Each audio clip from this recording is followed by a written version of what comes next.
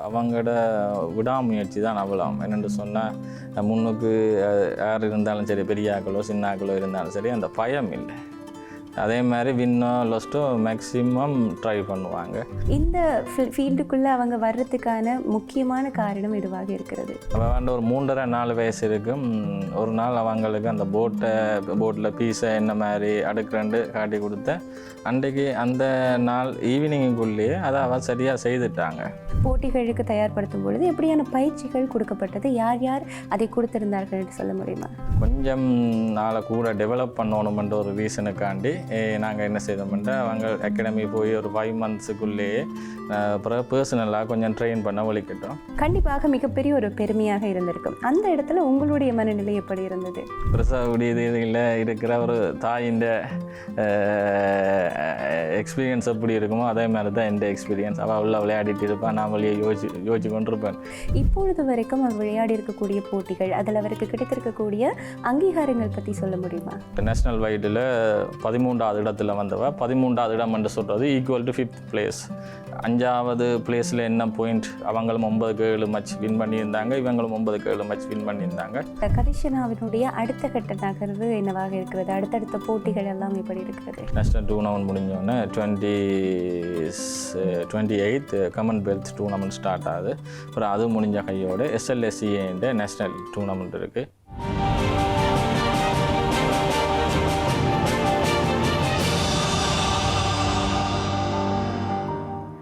உறவுகள் அனைவருக்கும் வணக்கம். இன்றைய விருந்தினர் பகுதியினூடாக மீண்டும் இணைந்திருக்கிறோம். எப்பொழுதும் இன்றைய விருந்தினர் பகுதியை பொறுத்த வரைக்கும் நாட்டில் இருக்கக்கூடிய ஆளுமைகளை உங்களுக்கு அறிமுகப்படுத்துவது வழக்கம். அதே போல இன்றைக்கும் ஒரு ஆளுமையோடு பேச போகின்றோம். யார் என்று சொன்னால், கடுகு சிறிதானாலும் காரம் பெரியது அப்படின்ற சொல்லுக்கு அமைய சதுரங்க விளையாட்டில் நேஷனல் போர்ட் சாம்பியன் எனும் பட்டத்தை தன்னகத்தை கொண்டு வெஸ்டர்ன் ஏஷியன் இன்டர்நேஷனல் டோர்னமெண்ட்டில் தன்னுடைய திறமையை வெளிப்படுத்தி சர்வதேச ரீதியில் வயது குறைந்த தமிழ் சிறுவர் அப்படின்கின்ற மிகப்பெரிய ஒரு பெருமை தன்னகத்தை கொண்டிருக்கக்கூடிய கஜின்ஷியா மற்றும் அவருடைய தந்தையாரோடு தான் இன்றைய நாளில் பேச போகின்றோம். தொடர்ந்து பேசலாம். அவர்களையும் அணைத்துக் கொண்டு வணக்கம்.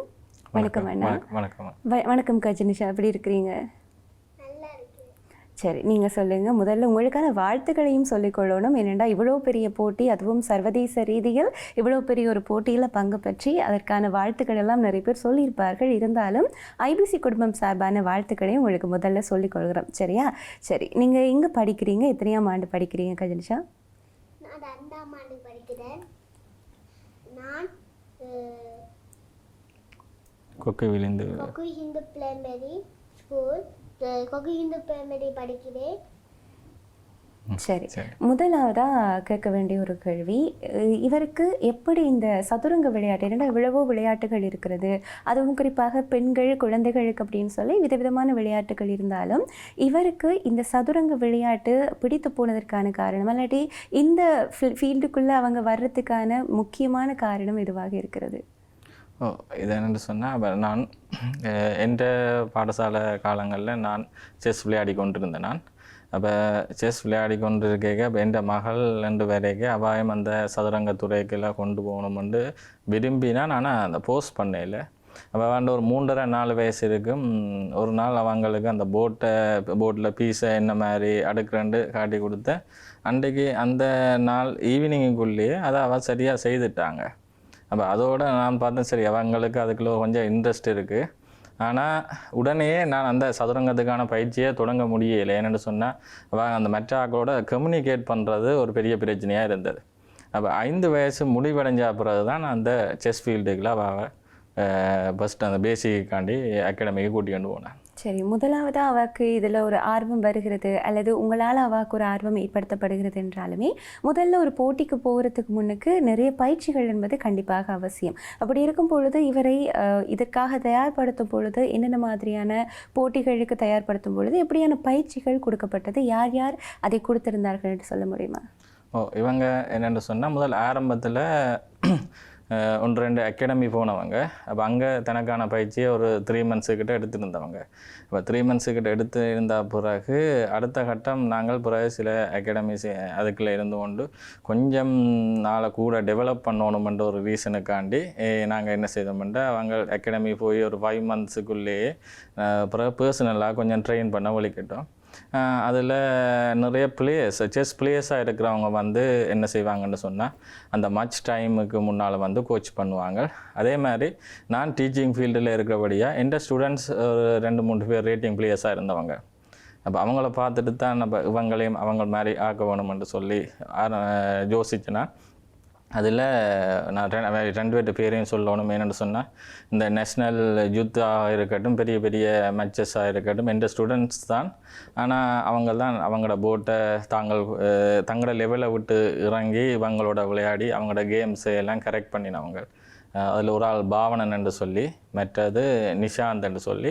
நம்ம ஆரம்ப காலத்தில் பர்சனலாக ட்ரெயின் பண்ணவங்க நிறைய கோச்சஸ் வந்து ட்ரெயின் பண்ணவங்கள. அதில் துஷியந்தன் என்று சொல்லி அவர் தான் ஆரம்பத்தில் ட்ரெயின் பண்ணி நேஷ்னல் ஓல் ஐலண்ட் சாம்பியனாலாம் வந்திருக்கிறாங்க அந்த டைமில் அவர். அப்புறம் அபிலாஸ், வெரோசன், அந்த மாதிரி நிறைய பிளேயர்ஸ் வந்து கோச் பண்ணியிருக்கிறாங்க. நல்லது. அதே போல் கஜிஷனா, நீங்கள் சொல்லுங்கள், உங்களுக்கு சதுரங்கம் எவ்வளோ தூரம் பிடிக்குமா விளையாட?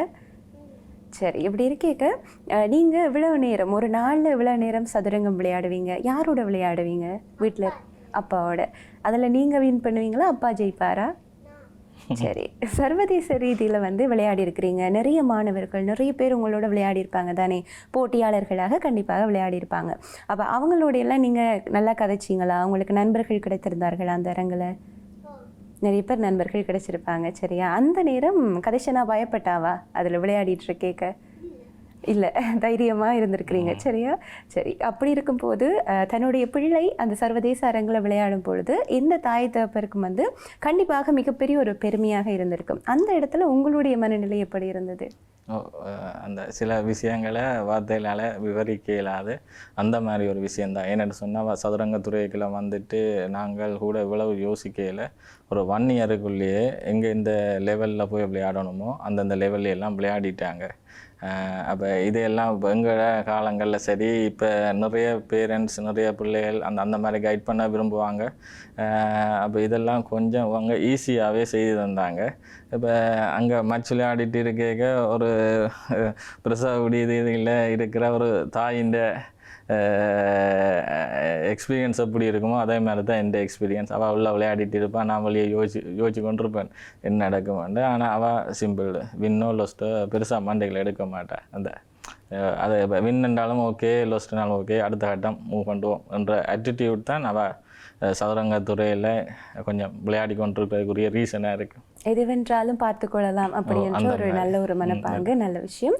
இப்படி இருக்கும்போது கதிஷன், நீங்கள் சொல்லுங்கள், உங்களுக்கு இந்த சதுரங்க விளையாட்டையெல்லாம் தாண்டி கல்வியில் இவ்வளவு தூரம் உங்களுக்கான ஈடுபாடு இருக்குது. அதே நேரத்தில் இந்த சதுரங்க விளையாட்டு போல் உங்களுக்குள்ளே ஒளிஞ்சிருக்கக்கூடிய வேறு ஏதாவது திறமைகள் அதெல்லாம் இருக்கிறதா? சொல்லுங்கள். அங்கே என்ன சொன்னால் ட்ராயிங்கில் கொஞ்சம் விருப்பம் இருக்குது. அதே மாதிரி படிக்க நல்ல விருப்பம் இருக்குது. நான் கொஞ்சம் இன்டர்நேஷ்னல் மேட்சஸ் கொஞ்சம் கூட விளையாடிட்டு இருக்கிறபடியாக ஸ்டடீஸ் கொஞ்சம் அடிபட்டு கொண்டு இருக்குது. மற்றும்படி ஸ்போர்ட்ஸ்லேயும் நல்ல டேபிள் டென்னிஸ்கள், அதுகள் ஸ்விம்மிங் அந்த மாதிரியெல்லாம் செய்ய வேணுமெண்டு இது. அதோட தன் ஃப்ரெண்ட்ஸ் கொஞ்சம் சிங்களீஸ் ஃப்ரெண்ட்ஸ் கொஞ்சம் கூட இருக்கிறாங்க. என்ன லாங்குவேஜில் கதைக்கிறாங்கன்னு தெரியல, பட் எல்லாருமே அதுக்குள்ளே போய் தங்களோட பாடி லாங்குவேஜ் அந்த மாதிரி கதைச்சி கொள்ளுவினோம். அப்போ அடிக்கடி கேட்பாங்க தான் கொஞ்சம் சிங்களம் இது படிக்கணுமாப்பாண்டு. பிற மொழிகள் படிக்கிறதுலையும் நல்ல ஆர்வம் இருக்கு. சரி, இப்படி இருக்கும்போது ஆரம்பத்தில் இருந்து சதுரங்க விளையாட ஆரம்பித்த நாளில் இருந்து இப்பொழுது வரைக்கும் அவர் விளையாடி இருக்கக்கூடிய போட்டிகள், அதில் அவருக்கு கிடைத்திருக்கக்கூடிய அங்கீகாரங்கள் பற்றி சொல்ல முடியுமா? நிச்சயமாக. என்னென்னு சொன்னால் ஆரம்பத்தில் இவங்க பாடசாலை லெவலில் பாடசாலையில் வெளிய மட்டம், கோட்டை மட்டம் அந்த மாதிரி இதெல்லாம் விளையாடி கொண்டு இருந்தவங்க. அநேகமாக எனக்கு தெரிஞ்ச வகையில் Under 6லேயும் சரி, இப்போ Under 7, Under 8 கேட்டகரியில் ஒரு லீடிங் பிளேயராக இங்கே இருக்கிறாங்க. அதே நேரம் தேசிய மேடையிலேயும் அவங்களோட நேம் சொன்னால் தெரியும். கஜிஷனா என்று சொன்னால் ஓரளவு தெரியும் அந்த போட்டை பற்றி. அப்படி இருக்க இவங்க ஃபஸ்ட் டைம் இவங்களை ஓல் ஐலண்ட் ரீதியாக எல்லாருக்குமே வெளிச்சம் போட்டு காட்டினது அந்த பேட்டில் ஆஃப் த மைண்ட்ன்னு சொல்கிற ஒரு கிராண்ட் டூர்னமெண்ட் உண்டு. அது என்ன சொன்னால் ஒவ்வொரு டிஸ்ட்ரிக்ட் வைஸையும் அந்த டூர்னமெண்ட்டில் பெஸ்ட் பிளேயர்ஸ், டாப் 3 பிளேயர்ஸையும் அதே நேரம் ஒரு 6 மேட்சஸில் 4 வின்ஸுக்கு மேலே எடுக்கிறவங்கள அதை செலக்ட் பண்ணி ஃபைனலாக ஒரு காம்படிஷன் நடக்கும் ஓல் ஐலண்ட் வைஸாக. அந்த ஓல் ஐலண்ட் வைஸ்லேயும் விளையாடின அவ்வளோ போட்டியிலையும் வின் பண்ணி முதலாவது சாம்பியன் எடுத்தவங்க. அதே மாதிரி அப்புறம் ஸ்கூலில் கிரேட் 1 அட்மிஷன் கிடைச்ச இதோட SLSCA குரூப் டூர்னமெண்ட் நடக்கிறது.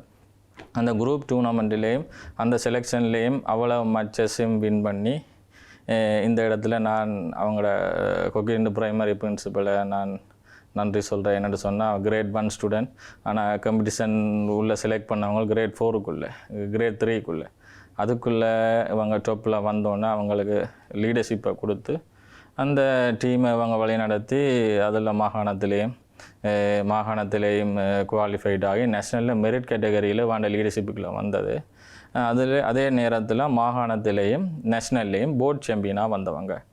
அதே மாதிரி யூத்தில் அண்டர் 7 கேட்டகரியில் இங்கே டிஸ்ட்ரிக்ட் சாம்பியனாக இருந்து பிறகு ஓல் ஐலண்டு நேஷ்னல் வைடில் 13வது இடத்துல வந்தவ. 13வது இடம் என்று சொல்கிறது ஈக்குவல் டு 5th பிளேஸ். 5வது பிளேஸில் என்ன பாயிண்ட், அவங்களும் 9-7 மேட்ச் வின் பண்ணியிருந்தாங்க, இவங்களும் 9-7 மேட்ச் வின் பண்ணியிருந்தாங்க. அந்த இதுக்குள்ளால் வந்தவங்க. அதோட நிறைய மாகாண மற்றது மாவட்ட இதுகளில் லீடிங் ஏஜ் கேட்டகரியில் நிறைய சாம்பியன்ஸ் வின் பண்ணி கொண்டு இருக்கிறாங்க. இது வரைக்கும் ஒரு 18 மாதத்துக்குள்ளேயே ஒரு 22 சாம்பியன்ஸ் அதுக்கு மேலே வின் பண்ணியிருக்கிறாங்க.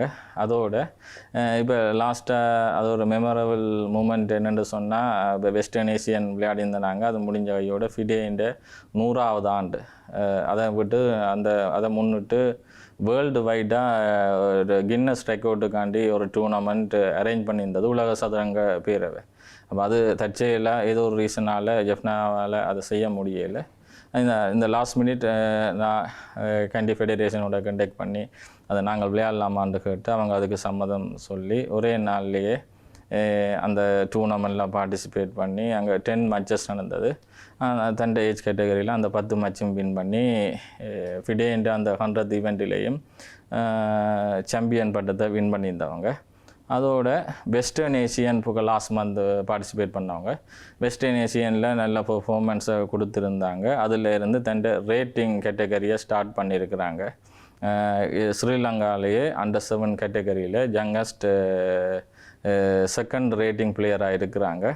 அதோட இப்போ காமன்வெல்த், அந்த காமன்வெல்த் இன்டர்நேஷ்னல் டூர்னமெண்ட்டில் கிட்டத்தட்ட ஒரு 50 நாடுகளுக்கு மேலே பங்கு பெற்ற போது அந்த டூர்னமெண்ட்லேயும் எலிஜிபிளாக இருக்கிறாங்க. மற்றும்படி இன்னும் நிறைய சொல்லக்கூடிய மாதிரி இருக்குது. கண்டிப்பாக இவ்வளோ பெரிய பெருமைகளுக்கு சொந்தக்காரர் அப்படின்னு கூட நாங்கள் பெருமையாக சொல்லிக்கொள்ளலாம். சரி கதிஷனா, உங்களுக்கு பிடிச்சிருக்கக்கூடிய ஆசிரியர்கள் யார் உங்களுடைய பாடசாலையில்? உங்களுக்கு பிடிச்ச ஆசிரியர் டீச்சர் யார்? கலைவாணி மிஸ், மற்ற ரோஹிணி மிஸ். முதல் இவங்களை கிரேட் 1 படிப்பிருந்தவங்க ரோஹிணி மிஸ் என்று சொல்லி அவங்களுக்கு நல்ல சப்போர்ட் பண்ணுவாங்க. மற்றது பிரின்சிபல். அதுதான் அடுத்ததாக கேட்க வந்தது. ஏனென்றால் ஒரு குழந்தை இவ்வளவு தூரத்துக்கு போகுது அப்படின்னு சொன்னால் பாடசாலை சமூகம் அதை எப்படி பார்க்குறது? உங்களுக்கு பாடசாலை சமூகத்தால் நல்ல சப்போர்ட் ஒன்று கிடைக்குது. மற்றது அவங்க சைன் பண்ணுறதுக்குரிய அந்த சூழல் அவங்களுக்கு அங்கே சரியாக அமைஞ்சிருக்குது. நல்ல விஷயம். அதே போல் இந்த இவ்வளோ பெரிய போட்டிகள், அதுவும் சர்வதேச அரங்கில் ஒரு குழந்தை இவ்வளோ பெரிய போட்டிகளில் பங்கு பெற்றுகிறார்கள் அப்படின்னு சொன்னால் அதற்கு பொருளாதார ரீதியாக கண்டிப்பாக உதவிகள் இருக்க வேண்டும். உங்களுடைய இந்த பயணத்தில் பொருளாதார ரீதியாக உதவிகள் கிடைக்கிறதா அல்லது எப்படி இருக்கிறது அந்த பயணங்கள்? இதில் என்னென்னு சொன்னால், நாங்கள் இப்போ ஒரு லாஸ்ட் 2 மந்த்ஸாக தான் இன்டர்நேஷ்னல் மேட்சஸ் சர்வதேச ரீதியிலான போட்டிகளில் கலந்து கொள்ள வலிக்கிட்டாங்க. அதுக்கு முதல்ல நிறைய ரேட்டட் மேட்சஸ் என்று சொல்கிறது அதில் எல்லாம் பார்ட்டிசிபேட் பண்ணியிருக்கோம். அது இப்போ நாங்களும் ஒரு மிடில் கிளாஸ் தான். நான் ஒரு டீச்சிங் சர்வீஸுக்குள்ளே இருக்கிறேன்னா மிடில் கிளாஸ் தான். நான் பிள்ளைண்ட விருப்பம் மற்றது பிள்ளைண்ட ஆசை மற்ற எல்லாருக்குமே அது அமையாது. அப்போ பிள்ளை அதை செய்யக்க அது எப்படியாவது அவங்க நினைக்கிற அந்த இலக்கை கொண்டு வந்துடணுன்றதில் விரும்புகிறப்பா நான். அப்போ அந்த ரேட்டட் மேட்சஸ் எல்லாம் சமாளித்து கொண்டு இருந்தாங்க. இப்போ இன்டர்நேஷ்னல் மேட்சஸ்ன்ற வரைக்கும் அதில் கொஞ்சம் அதுக்கால வர எக்ஸ்பென்சஸ் கொஞ்சம் கூடுதலாக இருக்கின்றது.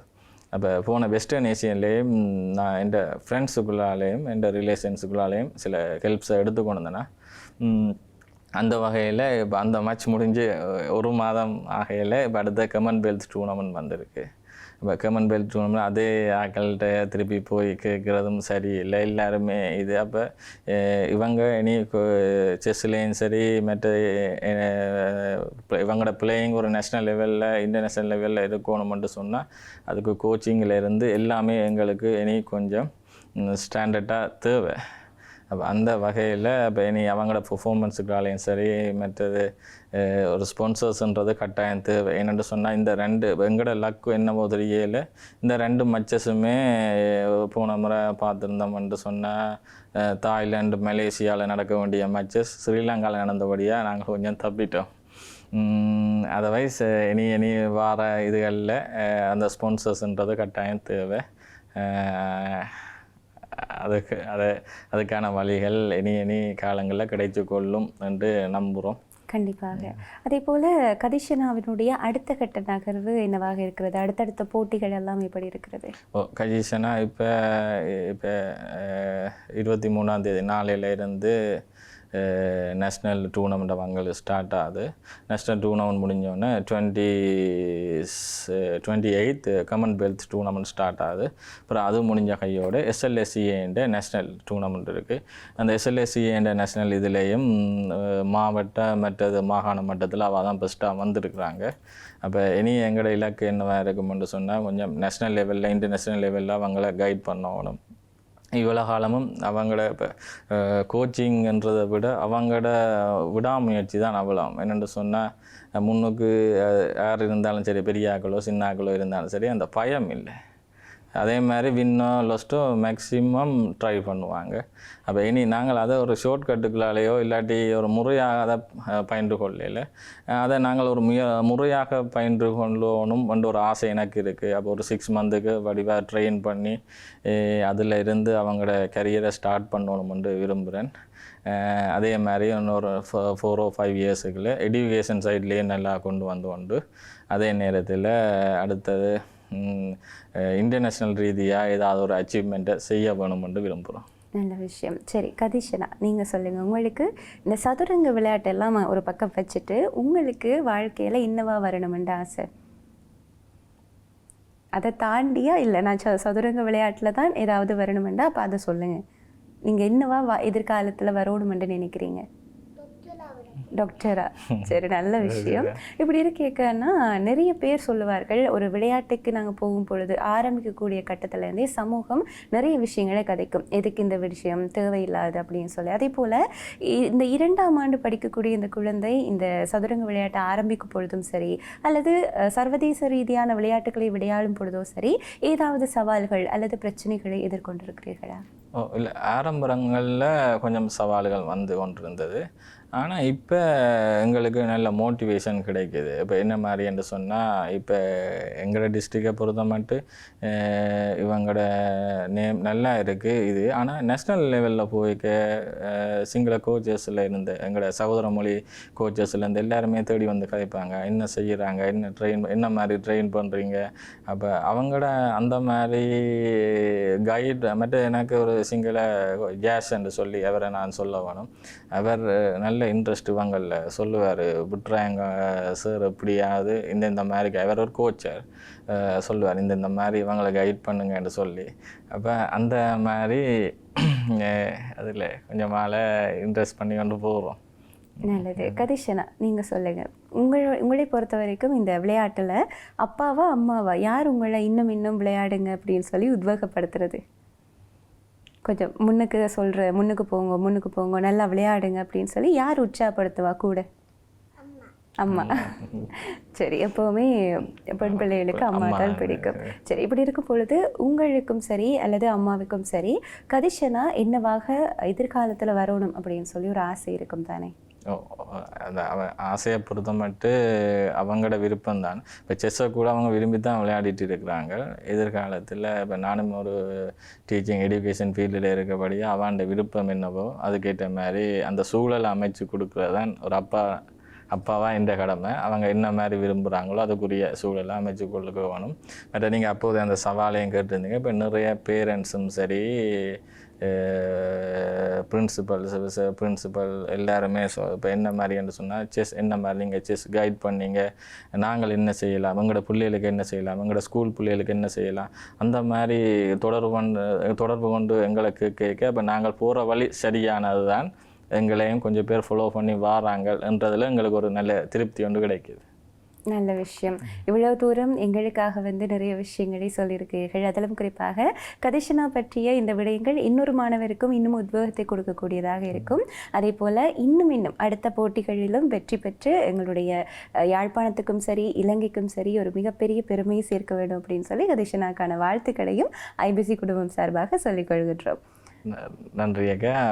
உண்மையாக நாங்களும் ஐபிசி குடும்பத்தை இந்த இதில் நாங்கள் தேங்க் பண்ண வேண்டிய ஒரு சூழல் ஒன்று இருக்குது. என்னென்னு சொன்னால் பெண் பிள்ளைகள் என்ற வழியில் அவங்கள நீங்கள் மோட்டிவேட் பண்ணுறதோட இந்த ஒரு விஷயத்தை கேள்விப்பட்டு இந்த பிள்ளையை நாங்கள் தட்டி கொடுக்கணுமென்று யோசிக்கிறது. இப்போ இந்த சமூகத்தில் எங்களுக்கு தேவையான விஷயம் என்னென்னு சொன்னால் தட்டி கொடுப்பு மட்டும்தான். ஒரு நல்ல ஒரு விஷயத்தை நல்லா செய்கிறான், இல்லாட்டி அவனை ஒரு இன்ட்ரெஸ்ட் வரணுமெண்டா தட்டி கொடுப்போன்றது ஒரு முக்கியமான ஒன்று. அதை உங்களுக்களால் நாங்கள் அதை கிடைச்சிருக்குது எங்களுக்கு. அந்த வகையில் ஐபிசி குடும்பத்துக்கும் உங்களுக்கும் நன்றியை சொல்லிக்கிறோம். நன்றி அண்ணா. இன்றைய நாள் கதிஷனா பற்றிய பல விஷயங்களை உங்களோடு பகிர்ந்திருக்கின்றோம். இன்னும் ஒரு இன்றைய விருந்தினர் பகுதியோடு உங்களை சந்திக்கும் வரை உங்களிடமிருந்து விடைபெறும் நான் என்றும் உங்கள் மது.